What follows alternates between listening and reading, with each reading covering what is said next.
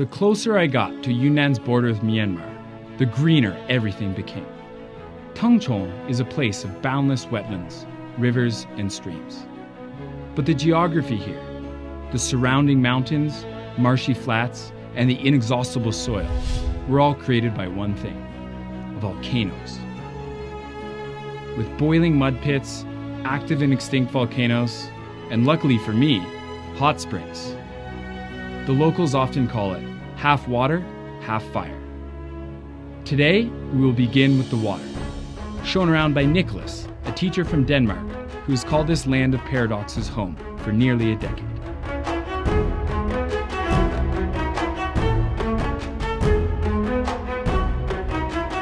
We're pretty far west in Yunnan right now too, right? Very close to the Burmese-Myanmar border.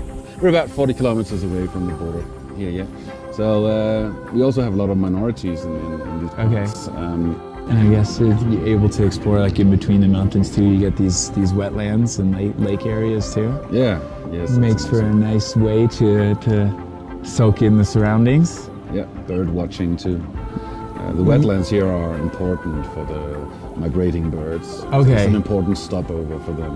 And you get quite a diversity. I mean, we've seen like a handful of different types of birds already. Some that very iconic sort of crane or egret, like resting on the edge of the wetlands with the mountains in the background, gives you that like very iconic imagery. Yeah, definitely. So I think it's a very good idea that they try to protect this part to make sure that overfishing doesn't take place. So there is food for the birds who use these wetlands. Is fishing in these areas a common thing as well? It used to be. I think now it's restricted.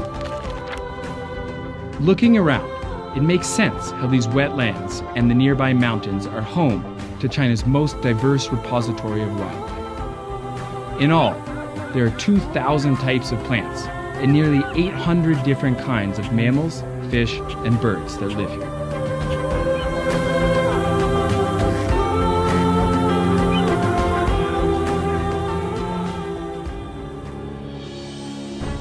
Nicholas and I are going to participate in an old wetland tradition that the locals half-jokingly call fish stomping. What we are doing is a recreation of the way people used to gather food in these wetlands. Covering a corner of the marsh with grass, you next gently make one hole where the light shines through. Once the trap is set, people begin stomping toward the opening, driving the unseen fish toward the hole, where hopefully they jump out.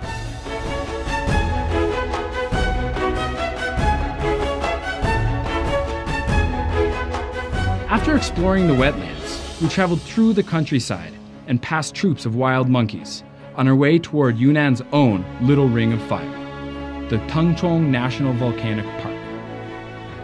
There are 97 active and extinct volcanoes in the area, and although the living vents are off limits, the extinct ones punctuate the landscape in dramatic fashion.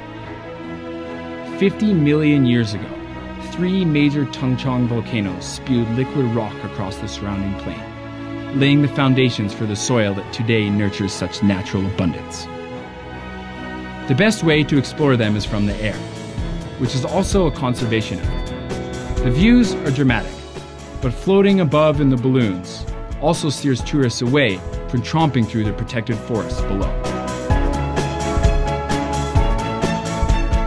Everywhere I go, all I want to do is get to the highest point possible, because you get like such a nice vantage point over everything. And this, I mean, this is the best way to do it, I suppose.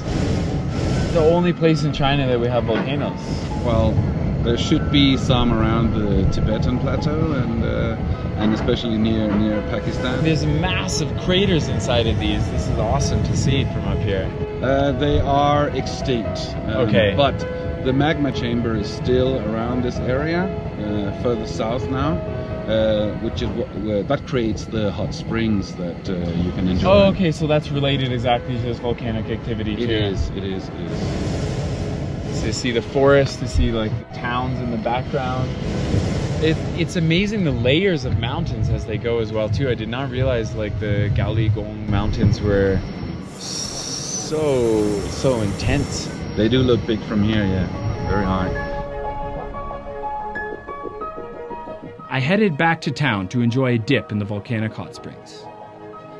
In this place of half water, half fire, soaking in these thermally heated pools, this true combination of fire and water seemed like the perfect ending to my day. I never ceased to be inspired by the incredible diversity of Yunnan's geography, and nowhere was this more apparent than in Tengchong. There is a feeling of wildness in the nature here, and the raw power of the volcanoes that shape this land is still tangible, leaving a lasting feeling of awe on those that come to see them. Thanks for watching. This was just one of the many incredible places I got to visit on my month-long journey across Yunnan. Like, share, and explore the rest of the province with me in this 12-episode series.